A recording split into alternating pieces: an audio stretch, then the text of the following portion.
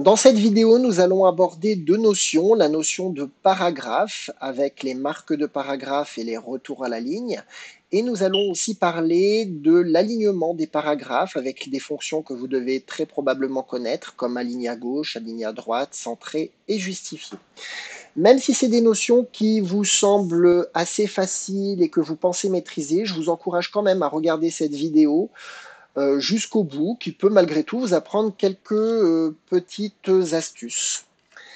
Alors, on va créer du texte dans notre document Word, donc avec la fonction qui permet de générer du texte aléatoire. Ici, on va fabriquer 20 lignes de texte aléatoire, 20 paragraphes plutôt de texte aléatoire avec la fonction rand. On a maintenant nos paragraphes et on va aborder la notion donc de paragraphe. Un paragraphe est créé quand vous appuyez sur la touche Entrée du clavier. Alors ici, on remarque les paragraphes tout simplement parce que j'ai activé cette petite option ici qui permet d'afficher les symboles non imprimables. Donc ici, et on est dans le ruban Accueil. Donc moi, je vous conseille toujours d'activer ce bouton qui vous permet de voir tout ce qui normalement est invisible, comme les espaces, les marques de paragraphe, les retours à la ligne qu'on va apercevoir dans quelques instants. Quand on fait un paragraphe de base dans Word, il y a un espace un petit peu plus conséquent après ce paragraphe qui est créé. Donc ici, on voit à chaque fois qu'il y a un symbole comme ça, dans la ligne, pour aller jusqu'à la ligne suivante, il y a un espace un petit peu plus conséquent. Nous allons voir comment gérer ces espaces dans une des vidéos suivantes. Maintenant, je vais vous parler des retours à la ligne. Très souvent, j'ai des élèves qui sont en difficulté dans leurs documents parce qu'ils ont créé des retours à la ligne ou parce qu'ils ont récupéré des retours à la ligne en faisant du copier-coller sur Internet. Alors, un retour à la ligne, ça va consister à envoyer son texte à la ligne, comme son nom l'indique, mais par contre, sans pour autant terminer le paragraphe. Petit exemple, je me mets ici juste avant vous et je vais appuyer sur les touches Shift, Entrée. Shift étant la touche qui sert à faire les majuscules sans pour autant les verrouiller, c'est-à-dire la petite flèche en dessous du cadenas sur votre clavier. Donc là, ici, j'appuie sur Shift, Entrée. J'ai créé un retour à la ligne. Ce retour à la ligne, on peut penser qu'il se comporte comme une marque de paragraphe. Alors, effectivement, si on enlève les symboles non imprimables, effectivement, on ne voit absolument aucune différence. Sauf que quand on va utiliser les outils d'alignement, donc ces outils-là, ici, on va rencontrer une petite difficulté quand on va modifier la ligne où il y a un retour à la ligne. Alors, on va sélectionner l'ensemble du document. Pour sélectionner l'ensemble du document, CTRL-A au clavier ou alors triple-clic dans la marge à gauche. Et donc là, on va agir sur l'ensemble du document. Donc pour l'instant, on constate que le texte est aligné à gauche. On voit très bien l'alignement de texte à gauche, mais par contre, on peut constater qu'à droite, absolument rien n'est aligné. On va donc maintenant faire exactement l'inverse en passant sur l'alignement à droite.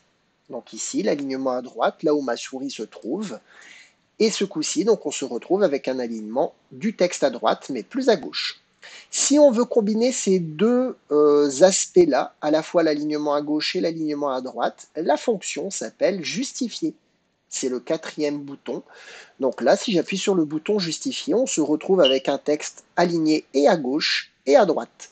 Petite particularité, vous constaterez que la deuxième ligne, là où j'ai fait mon retour à la ligne, on a du coup un problème, on se retrouve avec des très grands espaces.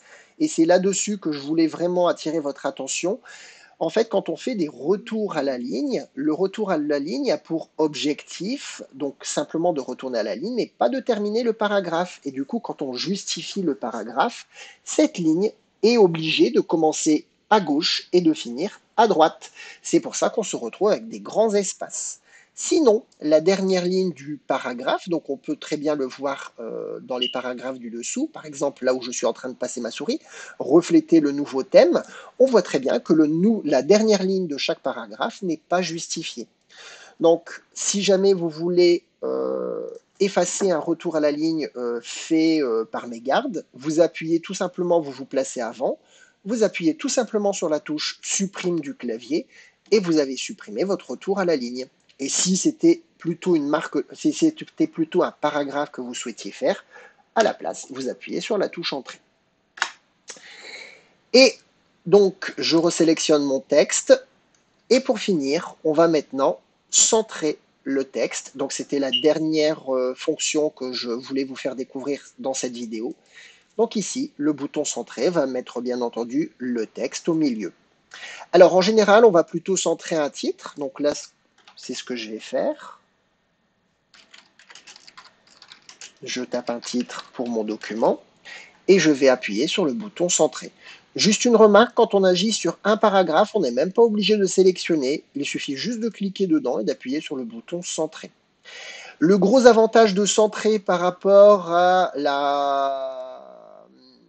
la création d'espace, de temps en temps, je vois des personnes faire comme ça pour centrer un texte, même si beaucoup d'entre vous utilisent le bon outil.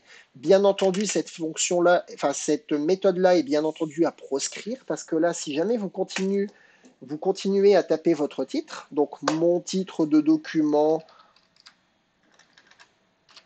pour ce chapitre, eh bien, on voit très bien ici que le texte ne bouge pas et par conséquent, il ne va plus être centré. Et d'ailleurs, rien ne me garantit qu'il était centré au départ avec mes espaces.